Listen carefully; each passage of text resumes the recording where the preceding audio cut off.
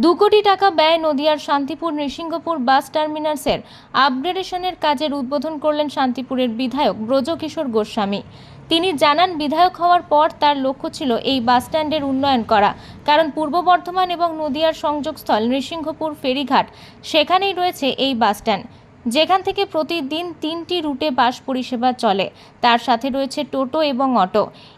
এই বাস স্ট্যান্ডের পরিকাঠামোগত উন্নয়ন দরকার ছিল, সেই দিকে লক্ষ্য রেখেই বিধানসভায় এই বাস স্ট্যান্ড নিয়ে আলোচনা করেন বিধায়ক ব্রজকিশোর গোস্বামী।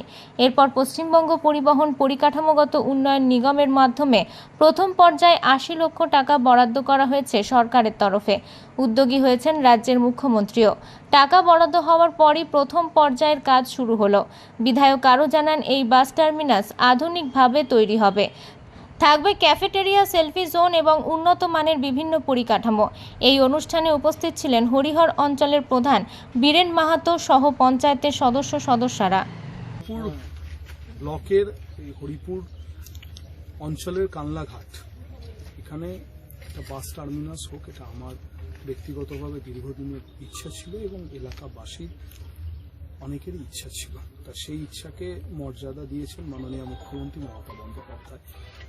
তার অনুপ্রেরণা এবং আমাদের পরিবহন মন্ত্রী স্নেহাশিস বাবুর উদ্যোগে আজকে থেকে প্রথম ফেজের কাজ শুরু। কি কি সুবিধা পাবে মানুষ এখান থেকে? নিশ্চিতভাবে আপনারা জানেন যে এখানে